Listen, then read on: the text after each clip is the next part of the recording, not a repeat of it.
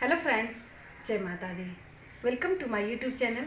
कैसे हैं आप सब फ्रेंड्स? आज मैं आपको बताऊंगी कि महाशिवरात्रि का पावन पर्व किस तारीख को है, किस दिन है और इस दिन शिव भगवान की पूजन अर्चना हमें किस तरह से करनी है। तो आइए मैं बिल्कुल सरल तरीके से आपको शिव भगवान की पूजा कैसे करनी है वह बताती हूँ। तो सबसे पहले शिवरात्रि जो है 1 मार्च मंगलवार के दिन है और इस दिन हमें सुबह प्रातः काल में उठना है, स्नान आदि से निवृत्त होकर के शुद्ध पवित्र वस्त्र धारण करने हैं और इसके बाद हमें शिव भगवान की पूजन करना है।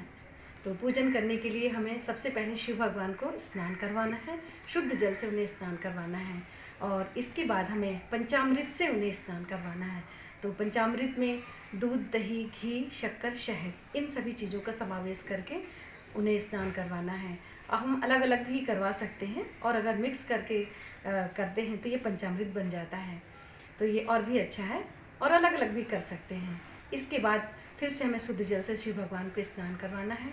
फिर हमें उन्हें केशर युक्त तिलक लगाना है और सफ़ेद चंदन का तिलक भी लगाना है और इसके बाद हमें जो अक्षत होते हैं सफ़ेद चावल बिना टूटे हुए वह अर्पित करने हैं और से फिर बिल्व पत्र है, शमी पत्र है, धतूरे का फूल है और भी जो मोगरे के फूल हैं, सफ़ेद फूल है, श्वेत फूल आता है, वो भी शिव भगवान को बहुत प्रिय है। तो जितने भी फूल पुष्प एकत्रित कर सके उतना ज़्यादा अच्छा है। और इसके अलावा शिव भगवान को हमें भांग चढ़ानी चाहिए, भस्म चढ़ानी चाहिए और ये सभी चीज़ें चढ़ाने के बाद उन्हें हमें वस्त्र अर्पित करना है और अगर हम वस्त्र ना ला पाएँ तो उसके स्थान पे हम मौली का प्रयोग कर सकते हैं, मौली अर्पित करना है और इसके साथ ही हमें जनेऊ भी चढ़ाना है। जब हम वस्त्र चढ़ा दें उसके बाद हमें धूप दीप से शिव भगवान की पूजन करना है और से जब हम पूजन करते रहें उस समय हमें ओम नमः शिवाय, ओम नमः शिवाय इस पंचाक्षर मंत्र का जप करते जाना है।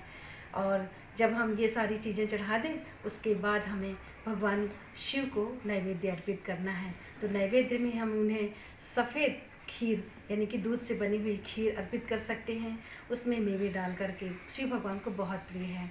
और अगर खीर ना बन पाए तो हम श्वेत रंग की कोई भी मिठाई ला करके शिव भगवान का भोग लगा सकते हैं, नैवेद्य उनको अर्पित कर सकते हैं। और इसके साथ ही जो ऋतु फल होते हैं वह भी हमें शिव भगवान को अर्पित करना है और जब ये फल हम अर्पित कर दें उसके बाद हमें तांबुल है, लौंग इलायची है, वो अर्पित करना है। फिर हमें भगवान शिव की आरती करनी है।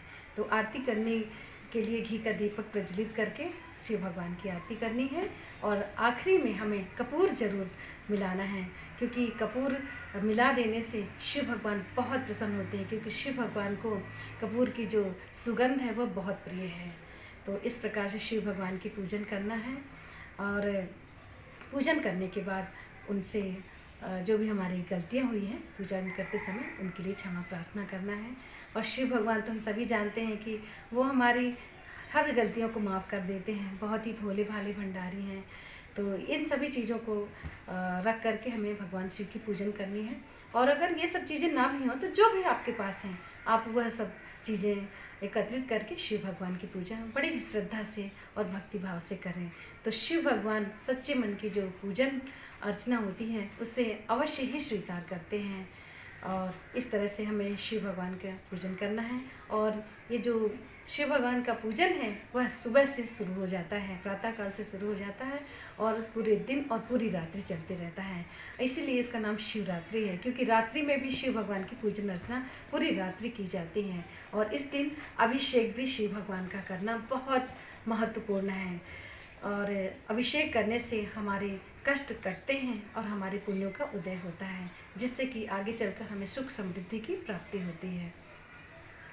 तो इस दिन ज़रूर से ज़रूर शिव भगवान को मना लीजिए और से शिवरात्रि में सभी लोग अच्छे से भगवान की पूजन करें।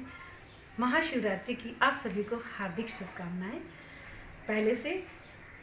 Thank you so much everyone for watching my video.